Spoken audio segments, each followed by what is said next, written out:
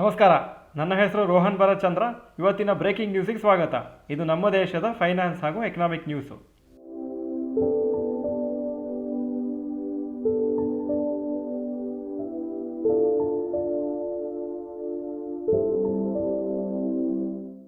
News number 1, Tata motors falls 2%.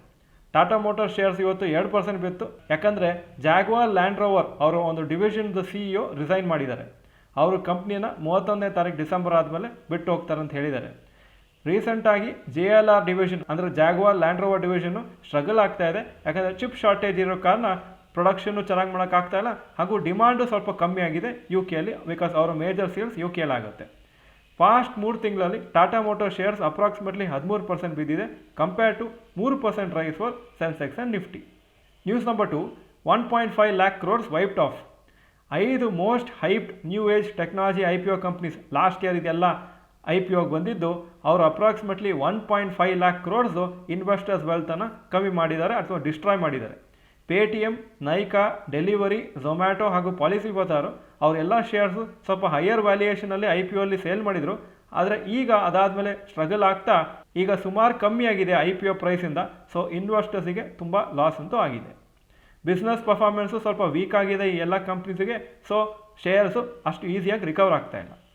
News number 3, SEBI rules for stock tips. SEBI ಕೆಲವು ರೂಲ್ಸನ್ನು ಹೊರಗೆ ತರ್ತಾರೆ ಅಂತ ಹೇಳಿದ್ದಾರೆ regarding stock tips on various social media platforms. Last 2-3 ವರ್ಷದಲ್ಲಿ ನೀವು ನೋಡಿರ್ಬೋದು, ಸುಮಾರು ಸೋಷಿಯಲ್ ಮೀಡಿಯಾ ಇನ್ಫ್ಲುಯೆನ್ಸರ್ಸ್ ಅಥವಾ ಫಿನ್ಫ್ಲುಯೆನ್ಸರ್ಸ್ ಅಂತ ಕರೀತಾರೆ, ಫೈನಾನ್ಷಿಯಲ್ ಇನ್ಫ್ಲುಯೆನ್ಸರ್ಸು, ಅವರು ಸುಮಾರು ಇನ್ಸ್ಟ್ರೂಮೆಂಟ್ಸನ್ನು, ಕ್ರಿಪ್ಟೋ ಕರೆನ್ಸೀಸ್ ಮತ್ತು ಸ್ಟಾಕ್ ಮಾರ್ಕೆಟ್ಗೂ ಟಿಪ್ಸು ಟೆಲಿಗ್ರಾಮಲ್ಲಿ, ಯೂಟ್ಯೂಬಲ್ಲಿ, SMS, ಟ್ವಿಟರಲ್ಲಿ ಇದನ್ನು ಪರ್ಚೇಸ್ ಮಾಡಿ, ಇದನ್ನು ಸೇಲ್ ಮಾಡಿ ಅಂತ ಹೇಳ್ತಿದ್ರು. ಆ ಥರ ಡೈರೆಕ್ಟಾಗಿ ಯಾರೂ ಟಿಪ್ಸ್ ಕೊಡಬಾರ್ದು ಅಂತ ಸೆಬಿ ಅವ್ರದ್ದು ಮುಂಚೆ ಅಂತಲೂ ಒಂದು ರೂಲ್ಸ್ ಇದೆ. ಅದ್ರ ಬಗ್ಗೆ ಇನ್ನೂ ಸ್ವಲ್ಪ ಕ್ಲಾರಿಟಿ ಕೆಲವು ದಿವಸದಲ್ಲಿ ಬರ್ಬೋದು. ರಿಟೇಲ್ ಇನ್ವೆಸ್ಟರ್ ಸುಮಾರು ಜನ ಇರೋನ ಬ್ಲೈಂಡಾಗಿ ಫಾಲೋ ಮಾಡ್ತಿದ್ರು.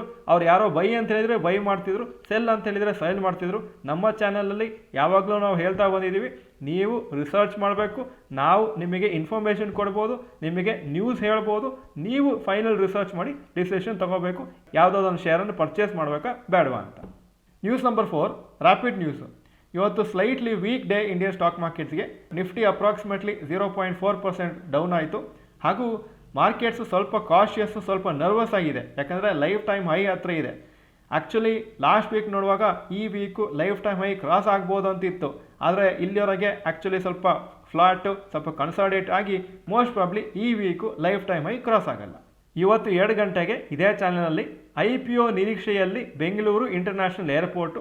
Very interesting. ಯಾಕಂದರೆ ಏರ್ಪೋರ್ಟು, ನಮ್ಮ ಬೆಂಗಳೂರು ಏರ್ಪೋರ್ಟು IPOನೂ ಬರ್ಬೋದು ನೆಕ್ಸ್ಟ್ ಇಯರ್ ಮೇ ಬಿ. ಹಾಗೂ 2:30 ಗಂಟೆಗೆ ಸ್ಟಾಕ್ ಮಾರ್ಕೆಟ್ ಅಕಾಡೆಮಿ ಚಾನಲಲ್ಲಿ ಪೇಟಿಎಂ ಪುನಃ ಕುಸಿತದಲ್ಲಿ ಅಂತ ಒಂದಿದೆ, ಅದೂ ಇಂಟ್ರೆಸ್ಟಿಂಗ್ ನ್ಯೂಸು, ಮಿಸ್ ಮಾಡದೆ ನೋಡಿ. ಸೊ ಇದು ಇವತ್ತಿನ ಬ್ರೇಕಿಂಗ್ ನ್ಯೂಸು. ವಿಡಿಯೋ ಚೆನ್ನಾಗಿದ್ರೆ ಲೈಕ್ ಬಟನ್ ಪ್ರೆಸ್ ಮಾಡಿ, ಹಾಗೂ ವಿಡಿಯೋ ಚೆನ್ನಾಗಿದ್ರೆ ಎಲ್ಲ ಫ್ರೆಂಡ್ಸಿಗೂ ಶೇರ್ ಮಾಡಿ. ನಮ್ಮ ಚಾನಲಿಗೆ ಸಬ್ಸ್ಕ್ರೈಬ್ ಮಾಡಿಲ್ಲ ಅಂದರೆ subscribe button, bell icon press ಮಾಡಿ. ವಿಡಿಯೋ ನೋಡಿದ್ದಕ್ಕೆ ಧನ್ಯವಾದಗಳು. ನಮಸ್ಕಾರ.